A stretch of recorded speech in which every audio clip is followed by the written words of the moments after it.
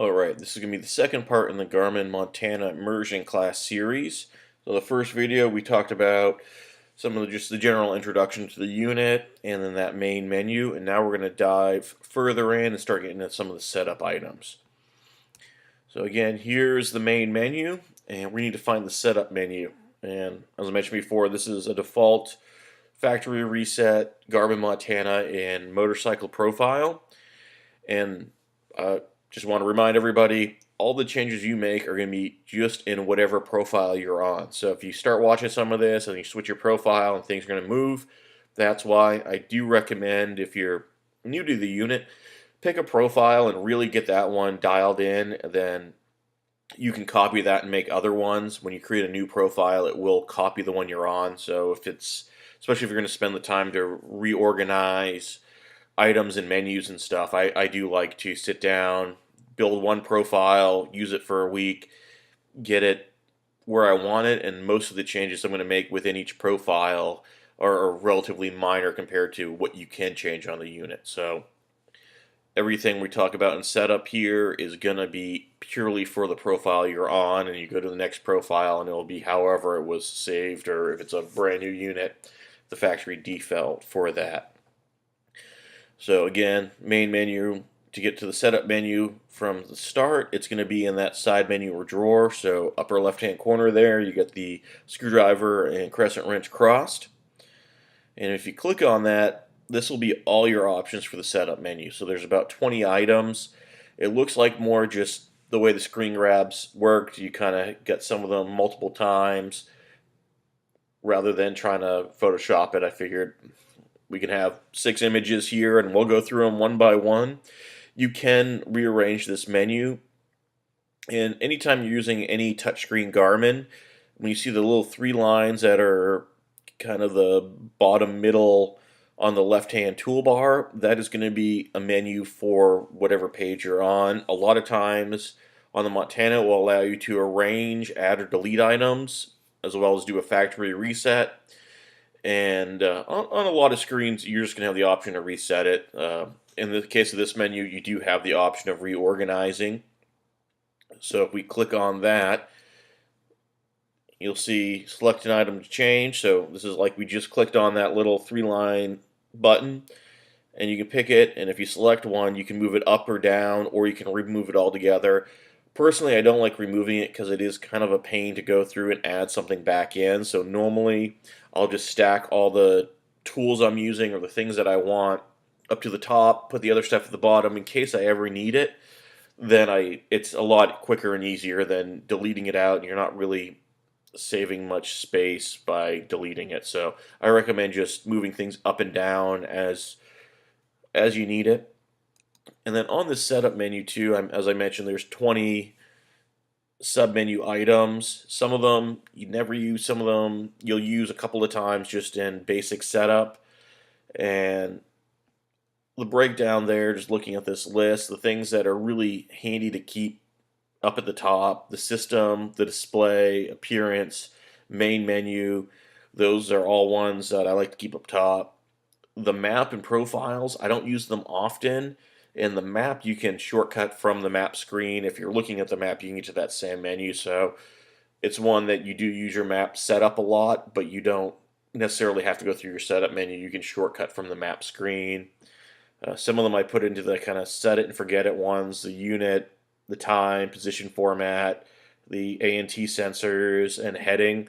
And a lot of those is you'll go in, you'll set it up, and then you'll never touch it again because it's set the way that you want it. It's not things that you're changing constantly. It's things that you just need to change to get into the format that you wanted. Or in the case of like the sensors, if you get a new sensor or swap out a sensor, you'll need to set it up. But once it's set up, you're not going to worry about it. So with the setup menu, just keep that in mind. You can rearrange it.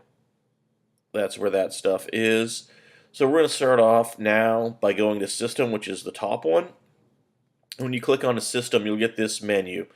So that's going to be the top center one. And Satellite, you get a couple of options. You have the U.S. satellites, the GLONASS, which would be the Russian satellites, WAS or EGNOS, which is a land-based correction system. And I personally run an older Montana that doesn't have the option of using the Russian satellites, but if I had the option, I would have both U.S. satellites and GLONASS. And then WAS is the wide angle augmentation system. And the way that this works is there are land stations across the U.S.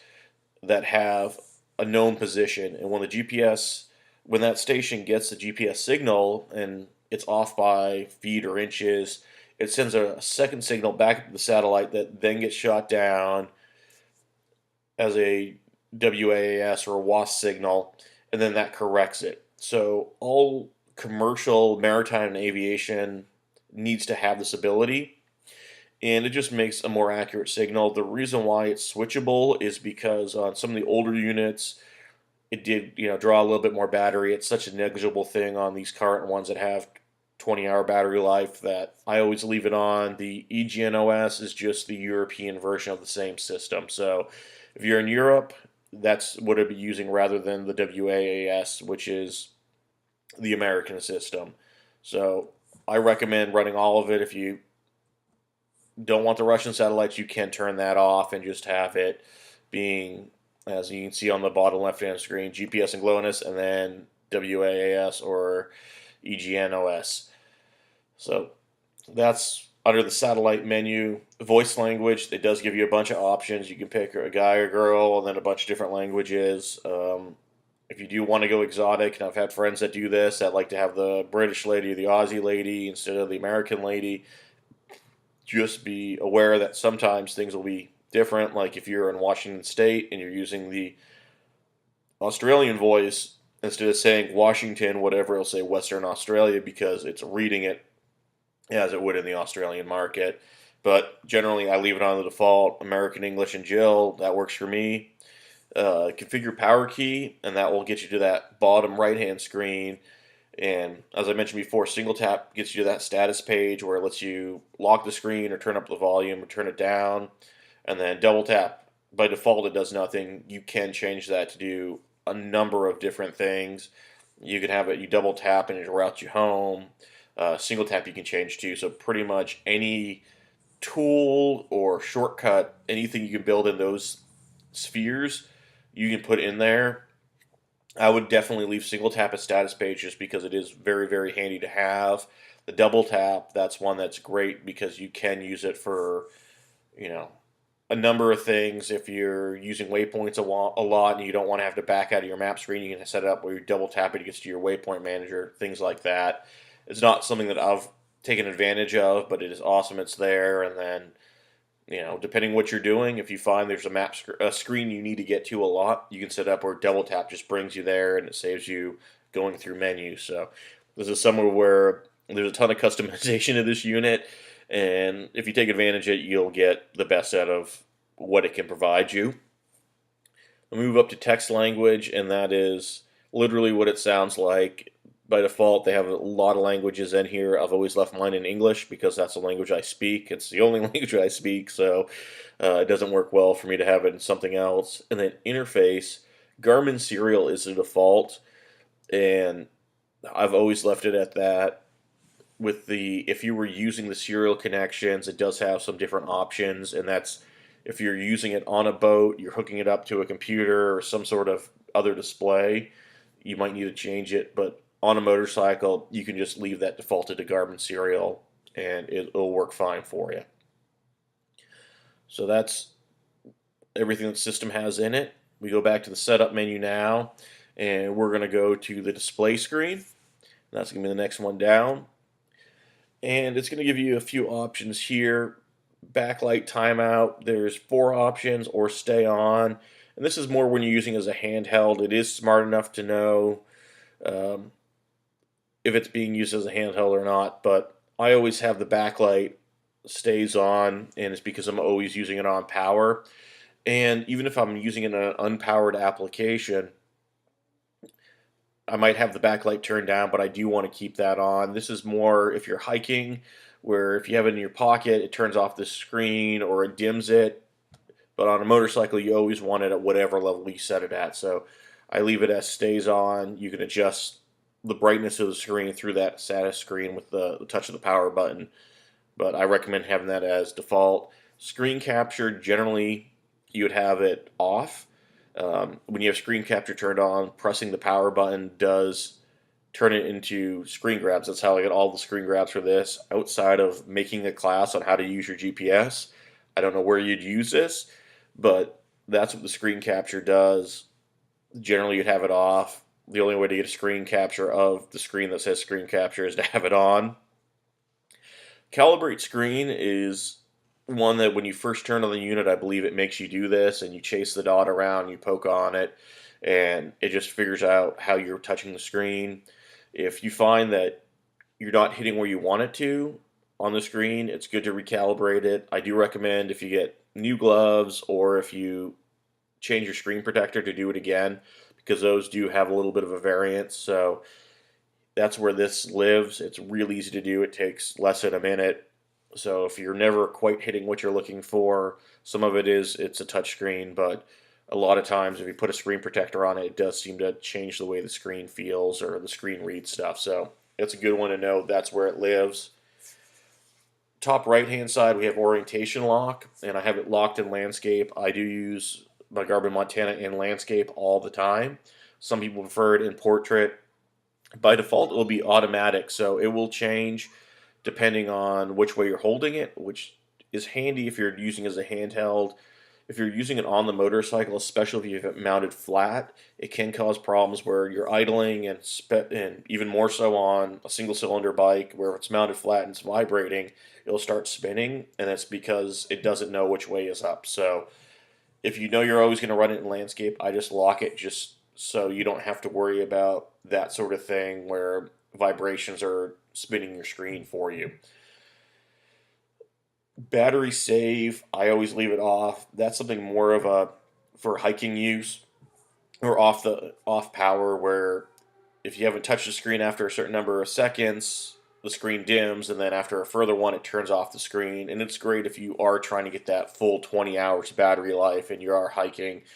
On the motorcycle, I never use it. I just leave it turned off. It's a feature that's just not something that motorcycle people need to use. So that wraps up display, and we're going to move back to the setup menu here. And next up is going to be appearance. And the first one is mode. And on mode, you're going to have three options: auto, which I always leave it on, day and night. And you've probably noticed this if you've been using the GPS a little bit, especially around dusk. All of a sudden, you're not paying attention to the GPS, something changes. And the way the day and the night modes work on the GPSs or on the Garmin's is when it's in night mode, you're going to have a dark background with light lines. And then day mode, it's a light background with darker lines on top of it. And it's to kind of ease the strain on your eyes. So I leave it in automatic just because when it's night, I want night mode, and day, I want day mode. At dusk is the only time you'll notice it, and it will flip, and then sometime only about half an hour, it seems, after it goes to night mode, it does dim the screen, and it works really well. They did their homework. They set this up right. It's something I haven't messed with, but that's what it's changing. Is day mode's a light background, night mode's a dark background, and it works really well in auto, so I recommend leaving it there.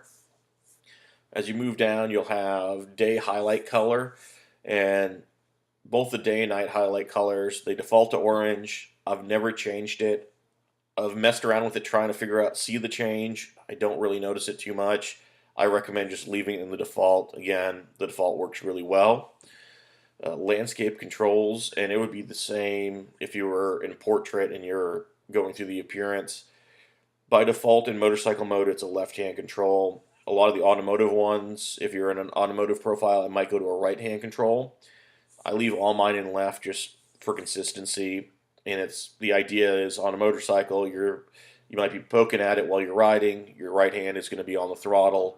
You need your left hand to do all your control buttons, and really what's going to be moving is, like on this screen here, you have the menu button or the menu toolbar on the left hand side. If it was a right hand control, it would be on the right hand side.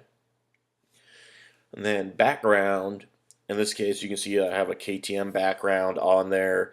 you can choose from a bunch of solid colors as well as some patterns, and then you can, by using the GPS as a mass storage device, drag images in. It is very low res, so I don't recommend getting a photograph or something, but logos work. I do like having different backgrounds, even if it's just a different color or different pattern for different uses. And like I mentioned in the first video, it just gives me that very quick visual reminder that, hey, I'm not on my road profile or I'm not on my off-road profile, and I can, before I start trying to fix the maps that aren't broken, it's just I'm in a different profile. It saves me that hassle, and I have used the same background on a bunch of them and found myself going, oh, everything's wrong, and then change everything and realize I just changed my car profile to make it my motorcycle profile. So that is what you have in appearance. And from here, we're going to move on over to back to the setup menu. The next one's going to be tones.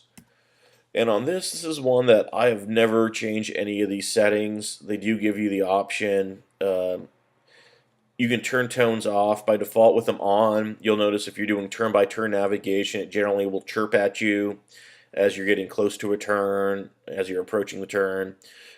You can customize those sounds. The proximity alarm, and I didn't know what this did for a long time, and talking to the Garmin rep, that's something that a lot of times people use when they're hunting, so you can set up, set this alarm if I'm getting to a border, or, with the hunting maps, they'll have property lines kind of set up on the maps. Again, not for motorcycle use. Tones output is, defaults to auto. You can set it up where if you have it connected to external power, it'll be different, but this is one you can make adjustments. I've never made any adjustments here. They exist here, but you don't need to change them. The default settings are very, very good. All right, and now we're going back to the setup menu here. The next item is going to be map. As I mentioned before, this is a shortcut menu that generally I'll just go from the map screen, but here it is in the setup menu as well. So Garmin kind of realized you're going to change map things maybe a little bit more frequently, so they do give you a shortcut when you are looking at the map screen itself. And that menu is going to look like this. So when you click on it, you'll get orientation, dashboard, map speed, guidance text, map information, and advanced setup. And we're going to go through some of these in more detail. The first one is going to be orientation. And here's an example of the 3 different orientations. We have north up, top center, track up, bottom left, and 3D bottom right. And not the best example because track up and north up, I was facing north when I took all these, so a little bit confusing on some of it, but you'll be able to follow along.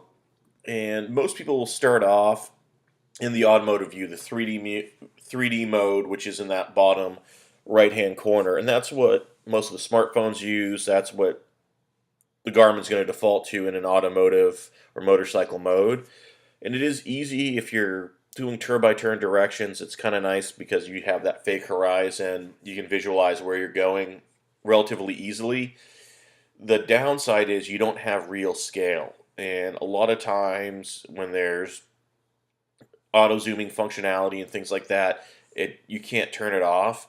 But an inch on the screen, if it's close to you or far away, is not the same thing. So it has its limitations. If you're just using, and you're always going to the top of the screen, I guess is the other the other big one. So if you just type in an address, you're going there, it works really well. That's what it's designed for. I still use it if I'm driving across the state because it'll zoom out when I'm going down the highway and let me know when I'm coming up on a corner, it'll zoom back in. But if you're trying to follow a track, it's a lot more difficult. So I don't recommend it for off-road use. On the road, if you're doing car things, your just regular GPS, get to me to this address, it does work okay, but for following tracks, I don't recommend it. The next one over is going to be track up, and this is normally where people move to next. They go, I want more information, I want a real scale, but I still just want to be going up. And track up does give you that. You can see in the bottom corner there is the scale. In this case, it's 800-foot scale. It does have up in the kind of right next to the trip computer, it does have the arrow pointing where north is. And this is nice because you do have real scale. You get that top-down view, so you get good perspective. The the map will kind of spin around you, so you're always going up. The downside is it can be really hard to translate this to a paper map. So if you do need to stop and reference a paper map, you're going to be holding your map sideways or something to figure out where you are. The other one that I've found is you can slowly go in a circle and you don't know it. And generally, when people go to this and you leave camp and about 2 miles later you go, which way direction's camp? And people go, I don't know. I was just following the line. So you do give up some situational awareness. It is easy because you're always going up, and your turns are going to be what they look like on the screen, but you do give that up. And the north up, which is top and center, is going to be the best if you're following tracks. It does have a little bit of a learning curve because at some point you're going to go dead south. It's going to show you going left on the screen, which is going to be actually right in a right-hand turn in reality. And the way that I get around some of that confusion is I'm not going down and turning left, or going down and turning right, or going down and going left. I'm heading south and I'm going to go west. So you start thinking of the cardinal directions, which then also gives you better situational awareness of where you are and where you're going. You can get around that, and most of the time if you miss a turn, you have to turn around. It's not that big of a deal. But it does let you know you leave camp and you kind of notice that, well, I was going north and now we're kind of hooking east and then we started hooking west. You get a much better awareness, even subconsciously, of where you're going, as well as all the benefits of having a real scale and everything else that TrackUp gave you. So for following tracks, I always recommend going north up. It is a little bit tougher to learn, but that's what I found to be the best. They do give you all three options, like I've said. The 3D mode, the automotive mode, I do use in the car a lot if I'm driving across the state because I'm more looking at when my next turn is or something like that and not paying a ton of attention. But if I'm following a track, I'm always using north up. And more I find myself as I'm more comfortable with north up. If I'm navigating in a city even, I'll go to north up because you get used to having more information and seeing a bigger picture. That it's really awesome to have that information, but it can be a little bit tougher to process. But these are all easy to change. You can set up different profiles different ways, but that is your choices in map orientation. And we're going to go back now. So we got dashboard, and there's a whole bunch of different ones. I think there were 16 or 17 last time I counted. And here are some examples. Top center is a small data fields. This is one I always use. And those 4 data fields, in this case it's speed, distance to next, distance to destination, and GPS accuracy. You can change those to anything your trip computer can show you. So there's 100 plus different things you can put there, and you can really dial this in depending what you're doing. If I'm doing turn-by-turn directions, normally I'll have my distance to next turn because if I see them 20 miles away, I'm not going to pay attention to the GPS that much for the next 15 minutes or something. If I see my next turn's 500 meters away, I'm going to pay a lot of attention and translate it to the road. The other example, or one of the next example, is going to be the Zumo, or the newbie style, which is what the Zumo's default to. So that's the bottom left-hand one. And you can't customize this one as much. It gives you, you can have your driving direction, your speed, and that's about it. Up top, if you're actively navigating, it will tell you your instructions, which you can turn on and off on small data fields, but it's kind of defaulted to being always on there. And then the next one over is going to be the automotive, the bottom right hand one.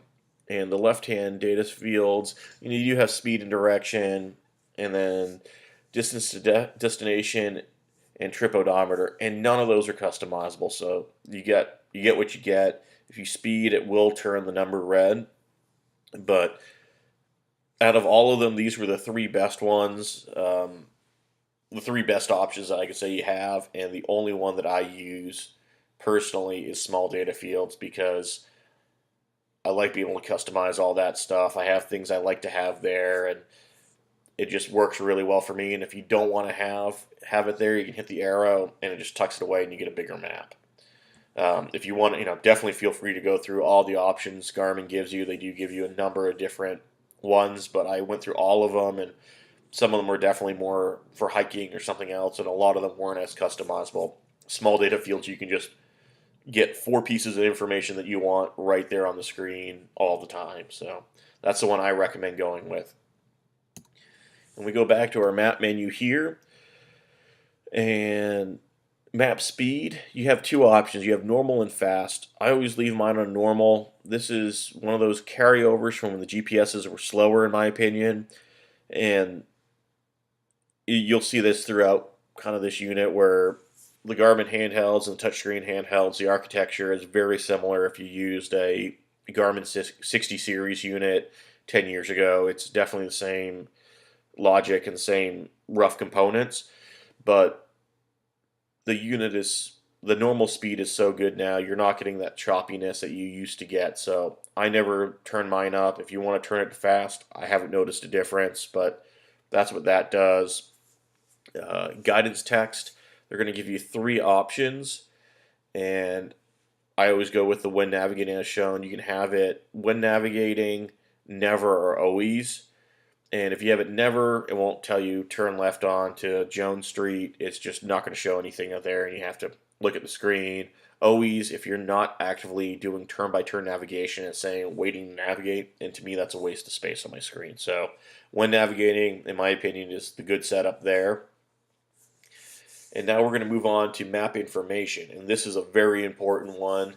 So when we click on it, you get to your screen that's going to show all your maps, and you'll see some of them are enabled, some of them are disabled.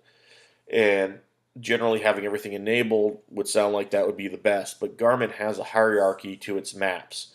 So if you have 100K Topo enabled like it is, and you also have City Navigator North America enabled, you will never see the topo, even if you're in the middle of nowhere and there's not a road.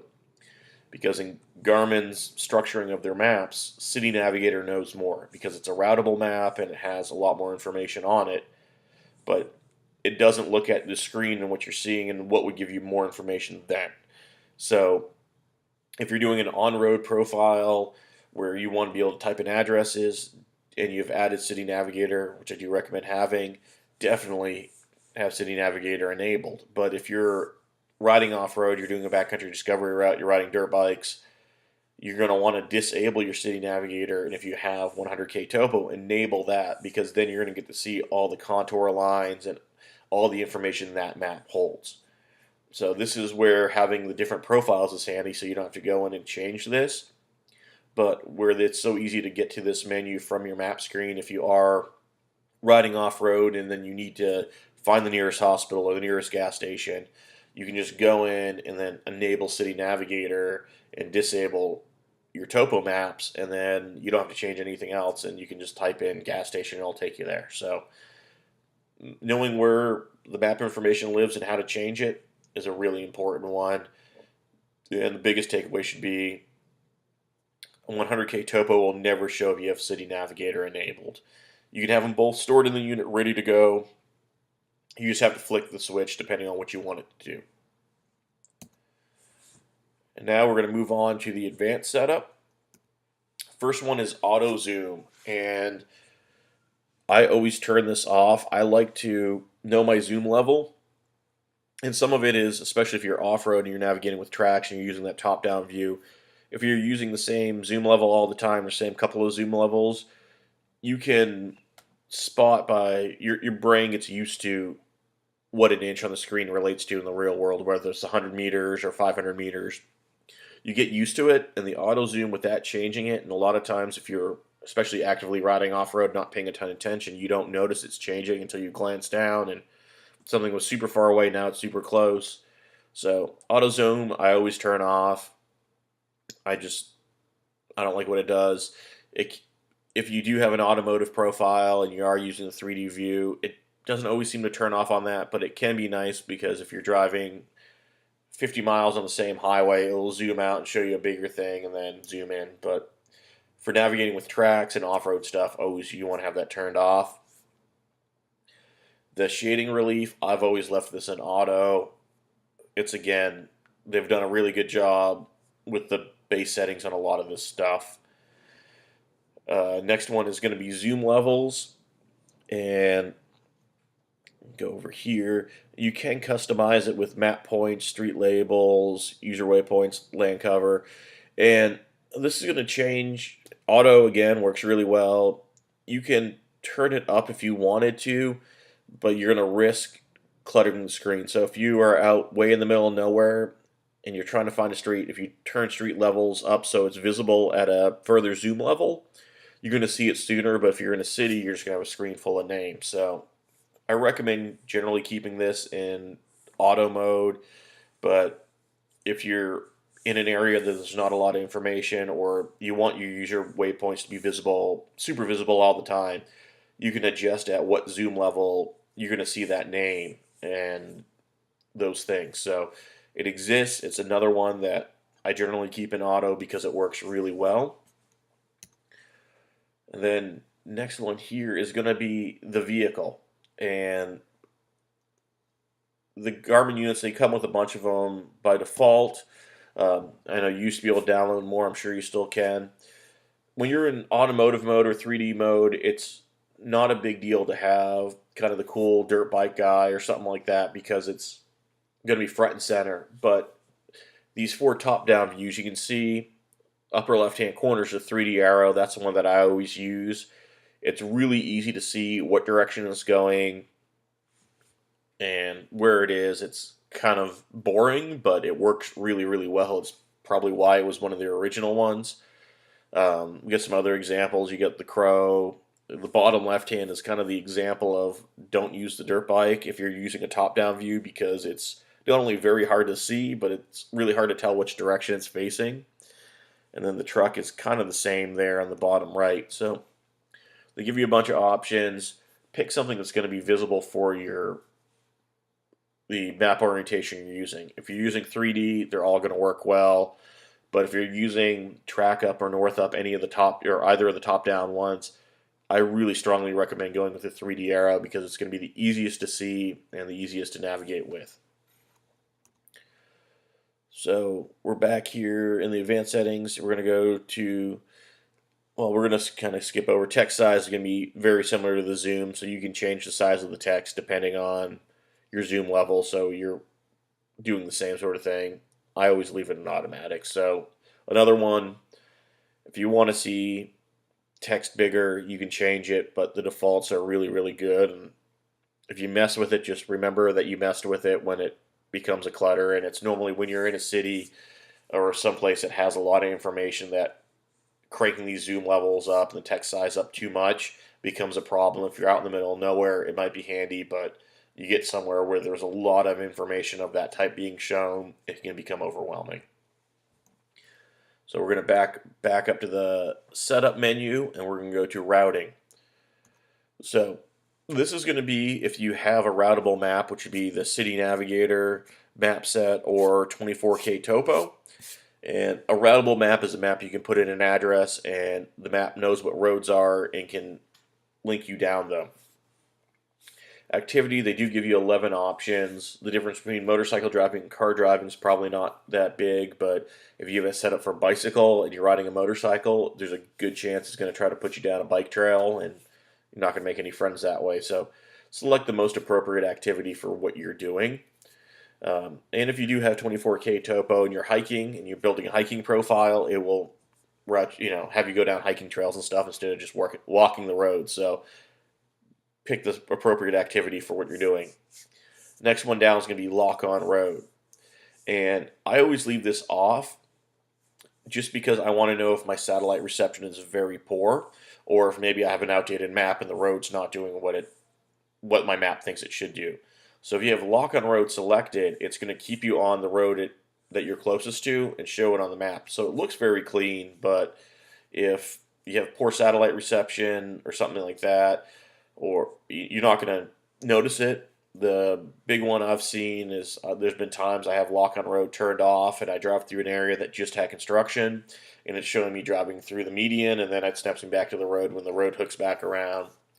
I like to know that, okay, my maps are wrong here or something like that. So I'm making any sort of navigation decisions with the best information. So I'd rather have, by having lock on road turned off, the GPS is showing me as accurately as it can where it thinks I am on the maps. And whether the map's wrong or the GPS is wrong is something you have to kind of make that decision yourself. But I prefer to have off If you want it just to look really smooth, you can leave it on and it will snap you on there. Off route recalculation, and this is one that I'm sure we're all familiar with if we've used a GPS of any sort and you miss a turn and then you get the spinny wheel and it says recalculating. On this, you can turn it off. So default's automatic. That's what I use because generally there's a way that's almost as fast without you doubling back and catching that exit you missed. But you can have it automatic where it'll automatically recalculate, prompted where I'll ask you, do you want us to recalculate, or you can turn it off. And if you get off the predetermined thing, you have to get back on it on your own. So, or it might tell you to go back there, but it's not going to recalculate another way to get there. I leave it on automatic because that's normally the fastest and the best. Next one is going to be calculation method, and there's minimize time, minimize distance, or prompted. And prompted is just going to, every time you put in take me here or take me to whatever address, is going to ask you, do you want the fastest or the shortest route? I always do minimize time if I'm on a motor vehicle because I'm not walking and I don't care if it's a mile longer and if it saves me 10 minutes. So those are your options. You can change them. And then avoidance setup, you'll have avoid U-turns, toll roads, interstates, major highways, unpaved roads, carpool lanes, or ferries.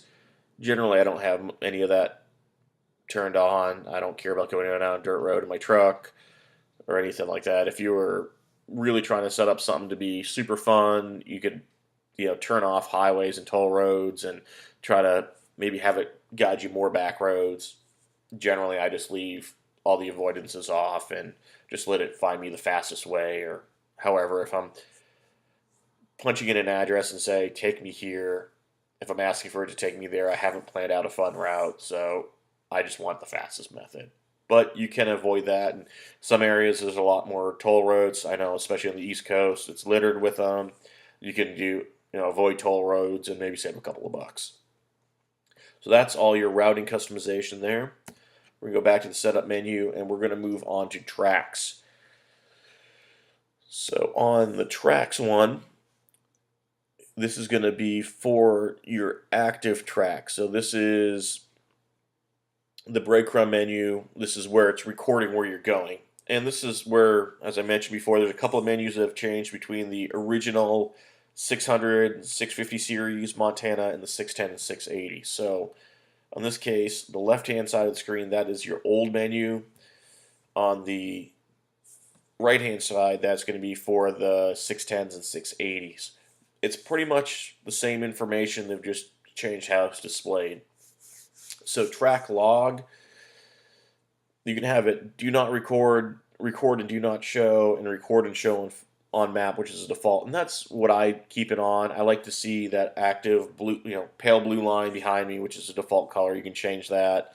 I like to have that. That way, if I'm get lost, I can see that I'm circling on my tail. If you're paranoid about the government taking your GPS and finding out where you've been, you can set it up not to record. Or if you want to record it, you don't want to see it, you have those options.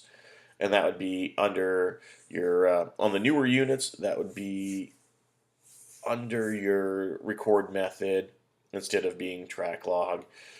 Interval, you have a couple of different options. I always leave it on normal. You can set it up to be either more or less. It depends on what you're doing with it. Normal, the memory is so cheap these days, I always leave it on normal. The color, my brain is so trained to that teal, light blue-ish color being the color of what's behind me that I run with that. But if you want a different color, you can change it. Archive menu, this is one that I've definitely changed. When full is the default. I've switched mine to daily, and it just makes it easier when I go back into my archives. I can go, okay, it was the 10th of November. I want the tracks from that day. Otherwise, if you do when full and you're not riding full days or something, you can have a track that's covers 6 months, and you got to find the chunk. So auto archive, I do like to do daily. Record method, we skipped over there. You can do time, distance, or auto. I do auto. Just it's smart enough that if you're going slowly, it'll save it, so your track is going to be something that is going to be useful later. and the other side it really covers the same things that were in there. Um, the big one would be output format. GPX is your standard for GPS stuff. You do have the option of doing the fit, which would be for the fitness stuff. So if you were maybe using this on a bicycle and you wanted to export it to the Garmin software for the fitness watches and you're tracking all your fitness stuff on that, you could have that profile, kick it out as a fit file rather than a GPX file if you're using Garmin Connect rather than Garmin Basecamp. But for the sake of doing motorcycle things on a motorcycle with this GPS, GPX is a format that you want to use.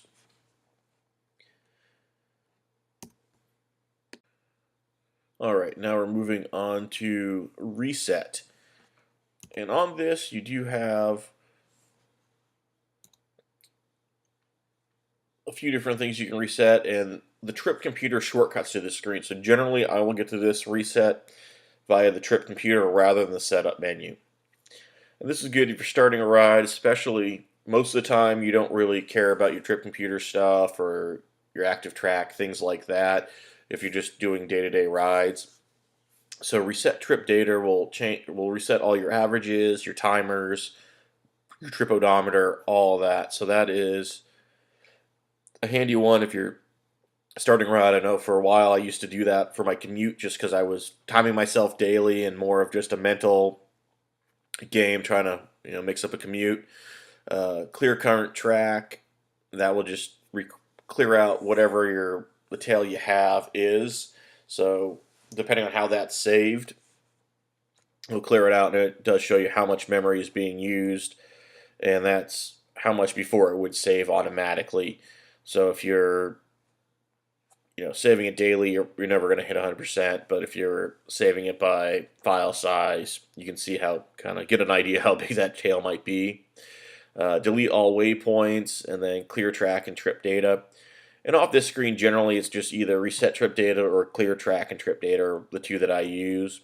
And then it does give you the prompt that, hey, do you really want to do this? And then you have to hit yes. So if you want to zero out your trip computers and your average speed and all that, this is where you do it. So you can do it through the setup menu, or, like I said, if you go to your trip computer, you'll have a shortcut to reset everything as well. So from there, we're going to go to units, and this is definitely one that you set up once and you do it. You don't really care about it, and really it comes down to, are you going metric or are you not going metric? And the neat thing is, if, say, you live right on the Canadian border and you spend a lot of time in Canada, you could set up a Canadian profile where it's the exact same as your regular one, but you have your speed and everything in metric. So you could do that. These are all changeable. It's one that I haven't really messed with because I like running it in the default, but they do give you the options to change them, and the big benefit would be if you do spend a lot of time, or even if you don't spend a lot of time and you find yourself in a country that uses kilometers an hour instead of miles an hour, you can even go in and just for that day or for that trip, go in and just change your speed to kilometers, and then you're not having to try to do conversions and risking speeding. You can just see it on your GPS in the local speed format. So that's where that exists. Again, I said, this is one of those ones that you'll probably change once or never. And we're going to move on to time next. And for the time, personally, I use a 24-hour format. I just prefer it. You do have the option of 12-hour or 24-hour. And then time zone, I like to leave an automatic, but you can set it to Greenwich Mean Time if you want to, or lock it into a particular time zone. That's up to you. It is kind of an important one to note on the time. When the time is recorded on the GPS, when you go back and look at the tracks later in Basecamp, it will correct for the time zone you're in. So I found this out when I've set up an event on the East Coast, and then I'm reviewing the tracks, and I live in the West Coast, and remembering in my, maybe in my notes I had a time hack or something, remembering, hey, it was after lunch, it was at like 2 o'clock, I went through this section, I'm looking, and it's not the right section. When you're looking at Basecamp, it's going to correct it to your local time zone that you're looking at it in. So the way the time is recorded when you're in your tracks is Garmin will adjust it depending on where you're looking at it, which can be confusing the first time you run across it. Normally you won't it won't be an issue for you, but something to keep in mind if you're like, I'm pretty sure I ran that first thing in the morning and it said it was noon when I did it, but you're now on the West Coast and you did that on the East Coast, that's why. So it's another one, set it and forget it. I like to leave it in automatic, so my GPS is always showing current time because I normally don't reset my motorcycle's clock if I'm on a trip and I'm going to come back to the same spot. So position format, and this is going to be another one that kind of a set it and leave it. Position format itself, I prefer the hours, minutes, seconds, with the seconds being a decimal. The default is or degrees, minutes, and seconds being a decimal. The default setting is going to be degrees and minutes being the decimal. If you're using waypoints and you're doing it, set it to whatever you're using. The nice thing is too, if you get a format from somebody that's different than your default, if you change this, you type it in, you save it as a waypoint, it will automatically, and then you put your position format back to your normal one, it will show it as whatever format you normally use. So it's a nice shortcut if somebody gives you a format not in the default, or if you have your unit set on the default with degrees and minutes having the trailing decimal, and I give you a format in degrees, minutes, and seconds with a decimal. If you switch your position format, you can type in what I gave you, you save it, and you can switch back if you're more comfortable. There's not really a uniform one, it's more within whatever industry.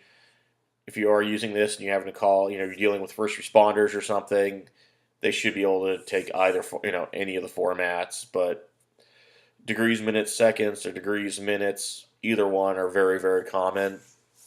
So yeah, use what you're using for your application or what you're used to. Map spheroid.